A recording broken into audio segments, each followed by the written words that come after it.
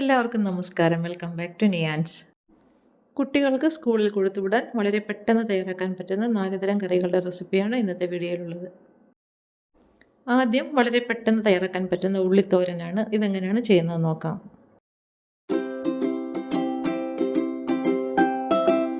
തയ്യാറാക്കുന്നതിന് വേണ്ടി ഞാൻ 2 സവാള എടുത്തിട്ടുണ്ട്.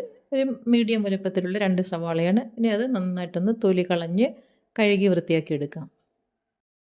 ഇതേപോലെ നന്നായിട്ട് കഴുകിയതിന് ശേഷം സവാള ഇതേപോലെ രണ്ടായിട്ടൊന്ന് മുറിച്ചെടുക്കാം. അതിനുശേഷം ഇതിനെ ഒന്ന് ചെറിയ ചെറിയ പീസസായിട്ട് സ്ക്വയർ പീസസായിട്ട് ഒന്ന് കട്ട് ചെയ്തെടുക്കണം.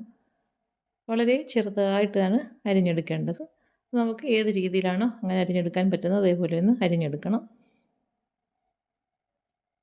ഇതേപോലെ ഈ എടുത്ത് വെച്ചിരിക്കുന്ന 2 സവാളയും അരിഞ്ഞെടുക്കാം.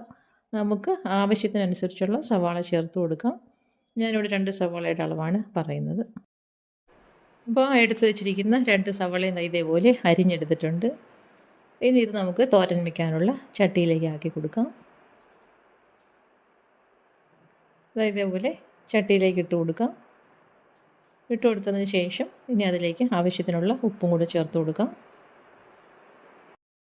ഉപ്പ് ചേർത്ത് കൊടുത്തതിന് ശേഷം അതിനെ അങ്ങോട്ട് മാറ്റി വയ്ക്കാം. ഇനി നമുക്ക് ഇതിലേക്ക് ഒരു അരപ്പ് തയ്യാറാക്കി എടുക്കണം. അതിനുവേണ്ടി ആവശ്യത്തിനുള്ള തേങ്ങ ചിരകിയത് മിക്സിയുടെ ജാറിലേക്ക് ഇട്ട് കൊടുക്കാം. ഇനി അതിലേക്ക് എരിവിന് ആവശ്യമുള്ള ഒരു പച്ചമുളക് ചേർത്ത് കൊടുക്കുന്നുണ്ട്. അതുപോലെ തന്നെ ഒരു 1/2 ടീസ്പൂൺ അളവിൽ മുളക് പൊടിയും കൂടി ചേർത്ത് കൊടുക്കുന്നുണ്ട്. ഇനി ഇത് രണ്ടും കൂടി ചേർത്ത് നന്നായിട്ടൊന്ന് ചതച്ചെടുക്കാം. ഈ ഒരു രീതിയിൽ ചതച്ചെടുത്തിട്ടുണ്ട്. ഇനി നമ്മൾ എടുത്തു വെച്ചിരിക്കുന്ന സവാള അരിഞ്ഞ ചട്ടിയിലേക്ക് അരപ്പും കൂടി ചേർത്ത് കൊടുക്കാം. അരപ്പും ചേർത്ത് കൊടുത്തതിന് ശേഷം മുകൾ വശം ഒന്ന് നിരത്തി കൊടുക്കാം. നിരത്തി കൊടുത്തതിന് ശേഷം ഒരു ലേശം വെള്ളം, ഒരു ടേബിൾ സ്പൂൺ വെള്ളം മതിയാകും, ഇതിലേക്ക് ഒഴിച്ചു കൊടുക്കാം. അതിന് ശേഷം ചട്ടി മൂടി വെച്ച് അടുപ്പിലേക്ക് വെച്ച് കൊടുത്തൊന്ന് വേവിച്ചെടുക്കാം. സവാള ഒന്ന് ആവി കയറി കിട്ടിയാൽ മതിയാകും. ഒരുപാട് വെന്ത് കുഴഞ്ഞു പോകരുത്. സവാളയുടെ ചെറിയ കരികരിപ്പൊക്കെ അതിൽ വേണം. അപ്പോൾ ആ ഒരു രീതിയിൽ വേണം ഇതിനെ ഒന്ന് വേവിച്ചെടുക്കാൻ. ഒരു 2 മിനിറ്റോളം മതിയാകും. അപ്പോഴേക്കും സവാള നന്നായി പരുവായി കിട്ടും. ഇതേപോലെ നല്ലതുപോലെ ഒന്ന് ഇളക്കി കൊടുക്കാം. എന്തെങ്കിലുമൊക്കെ വെള്ളം അവശേഷിക്കുന്നുണ്ടെങ്കിൽ അതിനെല്ലാം തുറന്നിട്ട് ഇളക്കി ആ വെള്ളമൊക്കെ ഒന്ന് വറ്റിച്ചെടുക്കാം.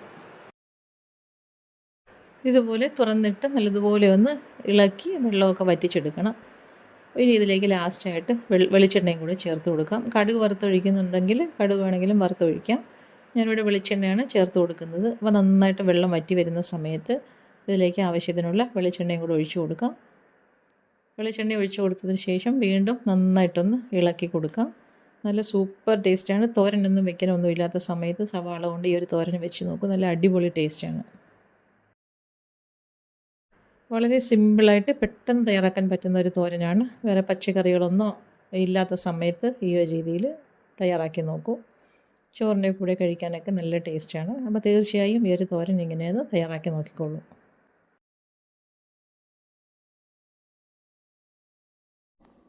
അടുത്തത് വളരെ സിമ്പിളായിട്ട് തയ്യാറാക്കാൻ പറ്റുന്ന ഉരുളക്കിഴങ്ങ് വറുത്തതാണ്. ഇതെങ്ങനെയാണ് ചെയ്യുന്നത് നോക്കാം. പക്ഷേ ഉരുളക്കിഴങ്ങൊന്ന് വറുത്തെടുക്കാം. അപ്പോൾ ഉരുളക്കിഴങ്ങ് ആവശ്യത്തിനുള്ള എടുത്തതിന് ശേഷം വളരെ കനം കുറച്ച് ഇതേപോലെ നന്നായിട്ട് അരിഞ്ഞെടുക്കണം. ഒട്ടും കനം വേണ്ട, നമുക്ക് വേവിക്കാനല്ല വറുത്തെടുക്കാനാണ്. അപ്പോൾ ആ ഒരു രീതിയിൽ വളരെ കനം കുറച്ച് ചെറുതായിട്ട് അരിഞ്ഞെടുക്കാം. ഇതേപോലെ എടുത്തു വെച്ച ഉരുളക്കിഴങ്ങ് അരിഞ്ഞെടുത്തതിന് ശേഷം എണ്ണ ചൂടാക്കാൻ വെച്ചിട്ടുണ്ട്. എണ്ണയിലേക്ക് അരിഞ്ഞു വെച്ചിരുന്ന ഉരുളക്കിഴങ്ങ് ഇട്ട് കൊടുക്കാം. അപ്പോൾ ഉരുളക്കിഴങ്ങ് ഇട്ട് കൊടുത്തതിന് ശേഷം ഇതിലേക്ക് ആവശ്യത്തിനുള്ള ഉപ്പും കൂടെ ചേർത്ത് കൊടുക്കാം. ഉപ്പും ചേർത്ത് കൊടുത്ത് ഇനി ഇത് എണ്ണയിലിട്ട് നല്ലതുപോലെ ഒന്ന് മൂപ്പിച്ചെടുക്കണം. അപ്പോൾ അതുവരെ നന്നായിട്ട് മൂത്ത് കിട്ടുന്നത് വരെ ഇങ്ങനെയൊന്ന് ഇളക്കി കൊടുക്കാം. ഇടയ്ക്കിടയ്ക്ക് ഇളക്കി കൊടുത്താൽ മതിയാകും. ഫ്ലെയിം മീഡിയത്തിലിട്ട് കൊടുത്തതിന് ശേഷം ഇങ്ങനെ ഇടയ്ക്ക് ഇളക്കി കൊടുത്താൽ മതിയാകും. ചെറുതായിട്ടൊന്ന് മൂത്ത് വരാൻ തുടങ്ങുന്ന സമയത്ത് ഇതിലേക്ക് കുറച്ച് മഞ്ഞൾപ്പൊടി ഇട്ട് കൊടുക്കാം. അതുപോലെ തന്നെ കുറച്ച് മുളക് പൊടിയും ചേർത്ത് കൊടുക്കാം. ഇനി ഇതിലേക്ക് കുറച്ച് ചിക്കൻ മസാലയും കൂടെ ചേർത്ത് കൊടുക്കാം. ഇതെല്ലാം കൂടി ചേർത്ത് കൊടുത്തതിന് ശേഷം ഇനി ആ മസാലയുടെയൊക്കെ പച്ചമണം മാറുന്നത് വരെ നന്നായിട്ടൊന്ന് ഇളക്കി കൊടുക്കാം. അപ്പോൾ ആ സമയം കൊണ്ട് തന്നെ ഉരുളക്കിഴങ്ങ് നല്ലതുപോലെ മൂത്ത് കിട്ടും. അപ്പോൾ ഈ ഒരു രീതിയിൽ ഉരുളക്കിഴങ്ങ് നമുക്ക് വറുത്തെടുക്കാം. അപ്പോൾ ഇതും ചോറിൻ്റെ കൂടെ കഴിക്കാൻ പറ്റിയ വളരെ സിമ്പിളായിട്ട് തയ്യാറാക്കാൻ പറ്റിയ ഉരുളക്കിഴങ്ങ് വറുത്തതാണ്. അപ്പോൾ ഈ ഒരു രീതിയിൽ ഉരുളക്കിഴങ്ങ് ഇങ്ങനെയൊന്ന് ചെയ്ത് നോക്കൂ. അപ്പോൾ ഉരുളക്കിഴങ്ങ് നന്നായിട്ട് മൂത്ത് വരുന്ന സമയത്ത് കുറച്ച് കറിവേപ്പിലയും കൂടി ഇതിലേക്ക് ഇട്ട് കൊടുക്കാം. കറിവേപ്പില ഇട്ട് കൊടുത്ത് വീണ്ടും കുറച്ച് നേരം കൂടി ഒന്ന് മൂപ്പിച്ചെടുക്കാം. അപ്പോൾ നല്ല സൂപ്പർ ടേസ്റ്റിലുള്ള ഉരുളക്കിഴങ്ങ് വറുത്തത് റെഡിയായി കഴിഞ്ഞു. അത് ഇനി നമുക്ക് അടുപ്പിൽ നിന്നും മാറ്റി കൊടുക്കാം.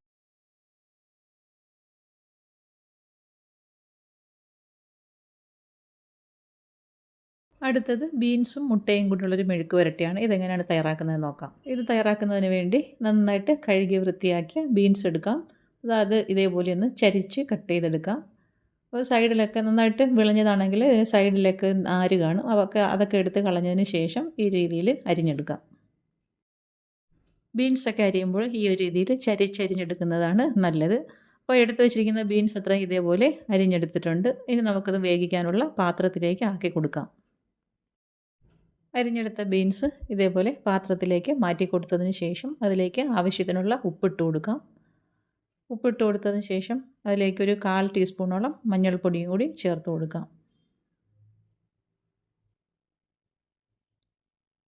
അതിനുശേഷം വേകാൻ ആവശ്യമുള്ള വെള്ളവും കൂടി അതിലേക്ക് ഒഴിച്ചു കൊടുക്കാം. ഒരു 1/4 കപ്പോളം വെള്ളം മതിയാകും. അതും കൂടി ഒഴിച്ചു കൊടുത്തതിന് ശേഷം എല്ലാം കൂടി നല്ലതുപോലെ ഒന്ന് ഇളക്കി കൊടുക്കാം. ഇതുപോലെ നന്നായി ഒന്ന് മിക്സ് ചെയ്ത് കൊടുത്തതിന് ശേഷം പാത്രം മൂടി വെച്ച് അടുപ്പിലേക്ക് വെച്ച് കൊടുത്ത് നല്ലതുപോലെ ഒന്ന് വേവിച്ചെടുക്കാം. ഇപ്പോൾ അത് വേകാൻ വെച്ചിരുന്ന ബീൻസ് വെള്ളമൊക്കെ വറ്റി നന്നായിട്ട് പരുവായി വന്നിട്ടുണ്ട്. ഈ ഒരു സമയമാകുമ്പോഴേക്കും ഫ്ലെയിം ഓഫ് ചെയ്ത് കൊടുത്തതിന് ശേഷം ഈ വേവിച്ച ബീൻസ് നമുക്ക് വേറൊരു പാത്രത്തിലേക്ക് മാറ്റി കൊടുക്കാം. പിന്നീട് ആ പാത്രത്തിൽ തന്നെ നമുക്കിത് മെഴുക്ക് പുരട്ടി തയ്യാറാക്കാനാണ്. അപ്പോൾ ഈ ബീൻസ് വേറൊരു പാത്രത്തിലേക്ക് ആക്കി കൊടുത്തതിന് ശേഷം പാത്രം കഴുകിയത് അടുപ്പിലേക്ക് വെച്ച് കൊടുക്കാം. ഇനി അതിലേക്ക് കുറച്ച് വെളിച്ചെണ്ണ ഒഴിച്ച് കൊടുത്തതിന് ശേഷം കറിവേപ്പിലയും കൂടി ഇട്ട് കൊടുക്കാം. കറിവേപ്പില ഒന്ന് മൂത്ത് വരുന്ന സമയത്ത് ഒരു സവാള ചെറുതായിട്ട് അരിഞ്ഞത് അതിലേക്ക് ഇട്ട് കൊടുക്കാം. ഇട്ട് കൊടുത്തതിന് ശേഷം നല്ലതുപോലെ ഒന്ന് വഴറ്റിയെടുക്കാം. ആ സമയത്ത് അതിലേക്ക് ആവശ്യത്തിനുള്ള ഉപ്പും കൂടി ചേർത്ത് കൊടുക്കാം. അതിനുശേഷം നല്ലതുപോലെ ഇളക്കി കൊടുക്കാം. ഇനി ചേർത്ത് കൊടുത്ത സവാള എണ്ണയിൽ കിടന്ന് നന്നായിട്ടൊന്ന് വഴണ്ടി വരണം. അതിനുശേഷം നമുക്കിതിലേക്ക് മസാലകൾ ചേർത്ത് കൊടുക്കാം. അപ്പോൾ ഇത് സവാള ഏകദേശമൊക്കെ നന്നായിട്ട് വഴണ്ട് വന്നിട്ടുണ്ട്. ഈ സമയമാകുമ്പോൾ ഇതിലേക്ക് 1 ടേബിൾ സ്പൂൺ ചിക്കൻ മസാല ചേർത്ത് കൊടുക്കാം. ചേർത്ത് കൊടുത്തതിന് ശേഷം ആ മസാലയുടെ പച്ചമണമൊക്കെ മാറുന്നത് വരെ നന്നായിട്ടൊന്ന് ഇളക്കി കൊടുക്കാം. ഇനി ഇതിലേക്ക് നമ്മൾ ചേർത്ത് കൊടുക്കുന്നത് കുരുമുളക് പൊടിയാണ്. അപ്പോൾ എരിവിന് ആവശ്യമുള്ള കുരുമുളക് പൊടിയും കൂടി ചേർത്ത് കൊടുക്കാം. കുറച്ചൊരു നുള്ള് കുരുമുളക് പൊടി മതിയാകും. ഒരു 1/2 ടീസ്പൂണോളം മതിയാകും. അതും കൂടി ഇട്ട് കൊടുത്ത് വീണ്ടും നന്നായിട്ടൊന്ന് ഇളക്കി കൊടുക്കാം. ഇനി ചേർത്ത കുരുമുളക് പൊടിയുടെയൊക്കെ പച്ചമണമൊന്ന് മാറ്റിയെടുക്കാം. ചേർത്ത് കൊടുത്ത മസാലയുടെയൊക്കെ പച്ചമണം മാറി വരുന്ന സമയത്ത് വേവിച്ച് വെച്ച ബീൻസ് ഇതിലേക്ക് ചേർത്ത് കൊടുക്കാം. ബീൻസ് ചേർത്ത് കൊടുത്തതിന് ശേഷം മുകൾ വശം ഒന്ന് നിരത്തി കൊടുക്കാം. പിന്നീട് അതിലേക്ക് 2 മുട്ട ഉടച്ചൊഴിച്ചതും കൂടി ചേർത്ത് കൊടുക്കാം. ഇനി ഈ മുട്ടയും ബീൻസും കൂടി നല്ലതുപോലെ ഒന്ന് മിക്സ് ചെയ്ത് കൊടുക്കണം. അപ്പോൾ മിക്സ് ചെയ്ത് കൊടുത്തതിന് ശേഷം ആ മുട്ട നന്നായിട്ട് ഡ്രൈ ആയി വരുന്നത് വരെ ഇതിനെ ഒന്ന് ഇളക്കി കൊടുക്കാം. ചിക്കൻ മസാലയും മുട്ടയും ഒക്കെ ചേർത്ത് കൊടുക്കുന്നത് കൊണ്ട് തന്നെ ഒരു പ്രത്യേക ടേസ്റ്റാണ്. അതുപോലെ കുട്ടികൾക്കൊക്കെ തീർച്ചയായിട്ടും ഇത് ഇഷ്ടപ്പെടും. അപ്പോൾ ഈ ഒരു രീതിയിൽ വെജിറ്റബിൾസൊക്കെ കഴിക്കാൻ മടിയുള്ള കുട്ടികൾക്ക് നമുക്ക് ഈ ഒരു രീതിയിലൊക്കെ തയ്യാറാക്കി കൊടുക്കാം. അപ്പോൾ ആ ഒരു ടേസ്റ്റും മണവും കൊണ്ട് കുട്ടികൾ തീർച്ചയായിട്ടും ഇതൊക്കെ കഴിക്കും. ചേർത്ത് കൊടുക്കുന്ന ബീൻസിൻ്റെയും മുട്ടയുടെയും അളവൊക്കെ അവരവരുടെ ഇഷ്ടത്തിനനുസരിച്ച് ആക്കി കൊടുക്കാം. അപ്പോൾ ഈ ഒരു രീതിയിൽ നന്നായിട്ട് ഡ്രൈ ആയി വരുന്ന സമയത്ത് ഫ്ലെയിം ഓഫ് ചെയ്ത് അടുപ്പിൽ നിന്നും മാറ്റി കൊടുക്കാം. കുട്ടികൾക്കൊക്കെ സ്കൂളിൽ ലഞ്ചിന് കൊടുത്തുവിടാൻ വളരെ പെട്ടെന്ന് ഈസിയായിട്ടും ഹെൽത്തി ആയിട്ട് തയ്യാറാക്കാൻ പറ്റുന്ന ഒരു റെസിപ്പിയാണ്. അപ്പോൾ ഈ ഒരു രീതിയിലൊന്ന് തയ്യാറാക്കി നോക്കൂ. അടുത്തത് വളരെ സിമ്പിളായിട്ട് തയ്യാറാക്കാൻ പറ്റുന്ന കോവയ്ക്ക ഫ്രൈ ആണ്. ഇതെങ്ങനെയാണ് തയ്യാറാക്കുന്നത് നോക്കാം. കഴുകി വൃത്തിയാക്കിയ കോവയ്ക്ക എടുത്തിട്ടുണ്ട്. 4 കോവയ്ക്കാണ് എടുത്തിരിക്കുന്നത്. നല്ലതുപോലെ കഴുകി വൃത്തിയാക്കിയതിന് ശേഷം ഇതേപോലെ ഒന്ന് വട്ടത്തിൽ അരിഞ്ഞെടുക്കാം. അപ്പം വറുക്കാൻ എടുക്കുമ്പോൾ കുറച്ച് മൂപ്പ് കുറഞ്ഞത് നോക്കി എടുക്കുന്നതാണ് നല്ലത്. ഇത് കുറച്ച് പഴുത്തുപോയ കോവയ്ക്കയാണ്. അപ്പോൾ ഏറ്റവും കനം കുറഞ്ഞ രീതിയിൽ അരിഞ്ഞെടുക്കണം. എന്നാലേ പെട്ടെന്ന് മൂത്ത് കിട്ടുകയുള്ളൂ. അപ്പോൾ ഈ ഒരു രീതിയിൽ എടുത്തു വെച്ചിരിക്കുന്ന കോവയ്ക്കെല്ലാം അരിഞ്ഞെടുക്കാം.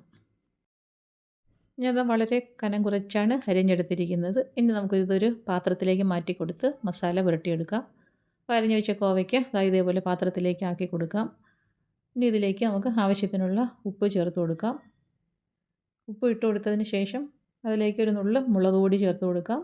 എരിവൊക്കെ വളരെ കുറച്ച് മതിയാകും. അതേപോലെ തന്നെ അതിലേക്ക് ഒരു നുള്ള് മഞ്ഞൾപ്പൊടിയും കൂടി ചേർത്ത് കൊടുക്കാം. ഇനി കുറച്ച് ചിക്കൻ മസാലയും കൂടെ ഇതിലേക്ക് ചേർത്ത് കൊടുക്കാം.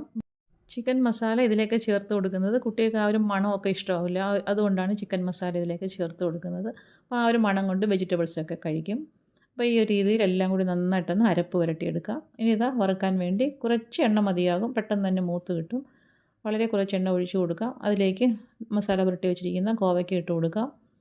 എന്നിട്ട് ഫ്ലെയിം മീഡിയത്തിലാക്കി കൊടുത്തിട്ട് വേണം വറുക്കാൻ. ഹൈ ഫ്ലെയിമിലാകുമ്പോൾ പെട്ടെന്ന് കരിഞ്ഞു പോവും. അപ്പം ഫ്ലെയിം മീഡിയത്തിലാക്കി കൊടുത്തതിന് ശേഷം ഇതേപോലെ പലതവണയായിട്ടൊന്ന് ഇളക്കി കൊടുത്ത് വറുത്ത് കോരിയെടുക്കാം. ഫ്ലെയിം മീഡിയത്തിലായതുകൊണ്ട് തന്നെ നമുക്ക് വേറെ എന്തെങ്കിലും ജോലികളുണ്ടെങ്കിൽ ഇടയ്ക്കിടയ്ക്കൊന്ന് ഇളക്കി കൊടുത്താൽ മതിയാകും. അപ്പോൾ ആ ഒരു രീതിയിൽ നന്നായിട്ട് മൂത്ത് വരുന്ന സമയത്ത് അടുപ്പിൽ നിന്നും കോരി മാറ്റാം.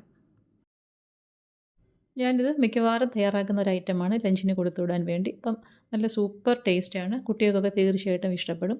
അതാ കോവയ്ക്ക നന്നായിട്ട് മൂത്ത് വന്നിട്ടുണ്ട്. ഈ ഒരു സമയമാകുമ്പോഴേക്കും അടുപ്പിൽ നിന്നും കോരി മാറ്റാം. അപ്പോൾ സിമ്പിളായിട്ട് തയ്യാറാക്കാൻ പറ്റിയ 4 തരം കറികളും ഇഷ്ടമായെന്ന് വിചാരിക്കുന്നു. ഇഷ്ടമായി ലൈക്ക് ചെയ്ത് സബ്സ്ക്രൈബ് ചെയ്ത് സപ്പോർട്ട് ചെയ്തേക്കൂ. വീണ്ടും അടുത്ത വീഡിയോയിൽ കാണുന്നത് വരെ bye from Niyans. Thanks for watching.